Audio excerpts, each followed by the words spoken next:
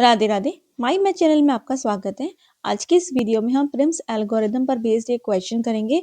Prim's algorithm को with examples मैंने already discuss किया हुआ है ग्राफ थ्योरी की प्लेलिस्ट में। अगर आपने नहीं सीखा तो सीख लीजिएगा। ओके, तो चलिए स्टार्ट करते हैं। इसमें कहा गया है use Prim's algorithm to find a minimum spanning tree of the following graph using V1 as a root node. Also find the weight of the graph. Spanning tree क्या होता है ये भी आप देख लीजिएगा, आपको ट्री वाली प्लेलिस्ट में इसका वीडियो मिल जाएगा। ठीक है, तो देखिए हमारे सामने ये ग्राफ दिया हुआ है और प्रिम्स एल्गोरिथम अप्लाई कर रहे हैं इस मिनिमम स्पैनिंग ट्री के लिए। तो सबसे पहला स्टेप हम क्या करेंगे, इस टेबल को बनाएंगे। ठीक है, तो इस टेबल में हमने क्या करना है, हमारे जैसे ग्राफ में 6 वर्टिसेस है V1 से V6, तो सबको हमने यहाँ पे हॉरिजॉन्टली भी लिखा और वर्टिकली भी लिखा। ओके, अब हमारे किसी भी वर्टेक्स पे लूप नहीं है और वैसे भी अगर लूप होता तो हम उसको हटा देते हैं। ठीक है, तो V1 के हमने क्या लगा दी, डैश। V2 से V2 में डैश। ठीक है, ये सारे डैशेस हम लगा देंगे। अच्छा, अब इसमें कोई मल्टीपल एज भी नहीं है। मान लीजिए दो वर्टेक्स के बीच में मल्टीपल एजेस होती है, मतलब एक से ज़्यादा एजेस होती जो दो वर्टिसेस को कनेक्ट कर रही होती। मान लो ये वर्टेक्स है A, ये है B, एक का वेट है 2, एक का 3, तो हम क्या करते, मिनिमम वाले को रखते, इसको हम हटा देते। ओके, तो अभी जो ग्राफ है हमारे सामने, it is free from loops and multiple edges. तो क्या करना है, अब देखेंगे हम किस V1 से, जैसे फर्स्ट रो में देखें तो V1 से V2 के बीच में कोई एज है क्या, नहीं है, तो हम क्या लिखेंगे, इनफाइनाइट। V1 से V3 को कनेक्ट करती हुई कोई एज है क्या, नहीं, तो हम क्या लिखेंगे, इनफाइनाइट। V1 से V4 को कनेक्ट करती हुई एज है, वेट कितना है इसका 4, तो हमने क्या लिखा 4। ठीक है, V1 से V5 को कनेक्ट करती हुई एज है, उसका वेट कितना है 3, तो हमने लिखा 3। ऐसे ही V1 से V6 को कनेक्ट करती हुई एज है, उसका वेट कितना है 1, तो हमने लिखा 1। ठीक है, फिर V2 से देख लेते हैं। तो V2 से देखिए V2 जो है V1 और V3 को कनेक्ट नहीं कर रहा, V2 V4 V5 V6 को कर रहा है ना। तो V4 को कनेक्ट करते हैं तो वेट है 2, फिर V5 के लिए है 5 और V6 के लिए है 6। ठीक है, ऐसे ही V3 से देखें तो वेट है 3 2 2, किसके लिए, V4 V5 V6 के लिए। ठीक है, V1 और V2 से कोई कनेक्शन नहीं है, क्योंकि एक्चुअली देखा जाए तो K33 का ग्राफ है ये। और आप देखेंगे जो फर्स्ट रो है वो फर्स्ट कॉलम के इक्वल है, यहाँ पे 1 मिस हो गया, 1 आएगा, है ना, क्योंकि जो ऐसे वेट हमारा हमें जैसे हमने लिखे V1 से V3 के लिए या V1 से 4 के लिए, V4 के लिए, तो वैसे ही उल्टा हो जाएगा V4 से V1 के लिए। तो जैसे V1 से V4 देख रहे थे तो वेट कितना था 4, ऐसे ही V4 से V1 को ऐड करेंगे तो भी तो 4 ही होगा ना। तो इसमें हम क्या कर सकते हैं, अगर आपने 3 रोज लिख ली हैं एजेस के वेट के अकॉर्डिंग, तो आप देख करके वर्टिकल जो स्टार्टिंग के 3 कॉलम्स हैं वो लिख सकते हैं। ठीक है, तो first row is same as first column, second row is same as second column and so on. तो इस तरीके से आप कर सकते हैं। दो वर्टिसेस के बीच में एज नहीं है तो हम इनफाइनाइट लिखेंगे, इस बात को याद रखिएगा। तो ये टेबल तो बन गई। तो अब क्या करना है, अब क्योंकि देखिए इसने रूटेड ट्री के लिखा है ना, तो पहले मैं आपको रूटेड ट्री बता देती हूँ। तो रूटेड ट्री अब हम कैसे बनाए, इसने बोला हमसे कि V1 को जो है रूट नोड लेकर के बनाओ। ठीक है, तो अब हम क्या कर लेते हैं, हम सबसे पहले V1 लिख लेते हैं, इसको हम रूट नोड बोल देते हैं। ठीक है, तो आप देखिए V1 वाली जो रो है उसमें मिनिमम वेट कितना है, मिनिमम वेट कितना है, मैं दूसरा कलर ले लेती हूँ, ग्रीन ऑरेंज कलर ले लेती हूँ। तो V1 वाली रो में सबसे मिनिमम वेट है 1। ठीक है, तो V और ये किस कहाँ मिल रहा है, V6, तो इसका मतलब V1 को V6 से कनेक्ट करना है, V1 को V6 से कनेक्ट करना है और वेट कितना है 1। ठीक है, तो V1 से V6 1 है, तो V6 से V1 भी 1 होगा, तो मैं दोनों को सर्कल कर देती हूँ। ठीक है, अब जिस जिस रो में सर्कल हो गया उस रो को मैं ऑरेंज कलर से टिक कर देती हूँ, मतलब इस रो को मैं हमें हमारे पास वर्टेक्स मिल चुका है।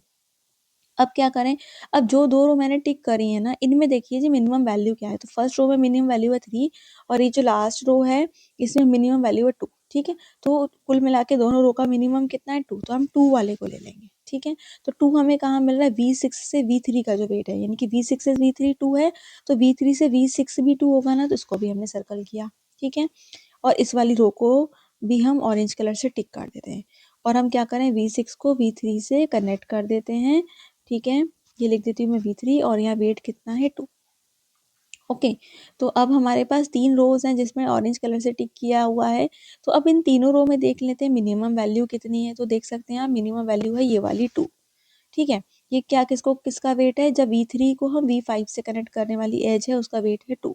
तो V3 से V5, तो V5 को भी देख लेते हैं, V5 से V3 यहाँ पर ये भी 2। ठीक है। तो इस वाली रो में टिक नहीं हुआ था तो मैं इसको भी टिक कर देती हूँ। और ये क्या था, V3 से कनेक्शन हुआ हमारा किसका, V5 का, और वेट कितना था 2। ठीक। अच्छा, अब हमारी 4 रोज में टिक हो चुका है। अब इन सब में मिनिमम वैल्यू देखें तो क्या मिल रहा है हमें, फर्स्ट रो में 3 था, और इस वाली V3 की रो में भी 3 है, V5 की रो में भी 3 है, और V6 की रो में 6 है। ठीक है, तो मिनिमम कितना हुआ 3। ठीक है, तो मिनिमम जब 3 हुआ तो अब हम क्या कर सकते हैं, पहले मान लीजिए मैंने V1 वाली रो में देख लिया, अगर मैं ये वाला 3 ले लेती हूँ तो ये 3 क्या कर रहा है, V1 से V5 में 3 है, V5 से V1 में 3 ना, इसको मैंने सर्कल किया। तो ये क्या कर रहा है, अगर V1 से V5 को कनेक्ट किया मैंने, अगर इस V1 को V5 से हमने कनेक्ट कर दिया तो ये साइकिल बन जाएगी ना, तो ट्री नहीं बनेगा, क्योंकि ट्री क्या होता है, कनेक्टेड ग्राफ विदाउट साइकिल, है ना, या connected graph having no cycle, उसको हम बोलते हैं ट्री। तो ये तो ट्री नहीं रहेगा, तो हमें तो मिनिमम स्पैनिंग ट्री चाहिए। इसका मतलब ये तो गड़बड़ हो जाएगी, तो ये एज हम नहीं ड्रॉ कर सकते और ये 3 हम नहीं लेंगे, इसको हम क्रॉस कर देते हैं। ठीक है, अब नेक्स्ट चलें। अब ये जो V3 वाली रो थी, यहाँ पर भी 3 था, अगर मैंने ये वाला 3 ले लिया V3 से V4 और V4 से V3, इसको भी मैं सर्कल कर देती हूँ। अब ये नई रो है, इसमें टिक नहीं था, टिक भी कर दिया। तो V4 से V3 क्या हम कनेक्ट कर सकते हैं, V3 से V4 कनेक्ट कर सकते हैं, कोई साइकिल तो बनेगी नहीं, तो कर देते हैं।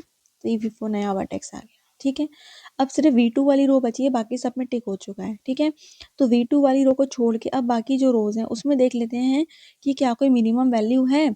तो हम देख सकते हैं जो V4 है यहाँ पे 2 है, यहाँ पे है ना, तो V4 को V2 से कनेक्ट करना है, और वेट कितना है 2, और ऐसे V2 वाली में भी 2 है तो यहाँ पे भी सर्कल कर दिया। अब V2 वाली रो को भी टिक कर देते क्योंकि ये 2 आ चुका।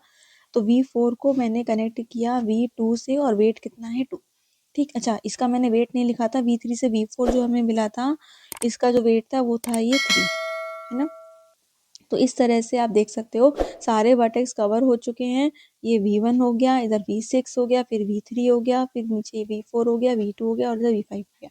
तो वेट हमारे पास कितना मिला, 1 + 2 + 2 + 3 + 2। ओके, तो ये कितना हो गया आपका 10, टोटल इज 10, तो टोटल वेट इज 10। ओके, तो इस तरह से ये हमारे पास स्पैनिंग ट्री मिल गया, और इसमें जो रूट है वो V1 है, वेट हमारा हो गया 10। ठीक, तो अगर इसने तो रूटेड ट्री बोला तो हमने ऐसे ड्रॉ कर दिया। मान लीजिए ये तो सिर्फ ऐसे हमसे स्पैनिंग ट्री तो पूछता, लेकिन रूटेड ट्री नहीं पूछता ना, तो हम क्या कर सकते थे, जो रोज अभी मैंने बनाई ना, तो ये वर्टेक्स जैसे थे K33 वाले गिवन ग्राफ के वैसे ही रखते और हम उनको कनेक्ट कर देते।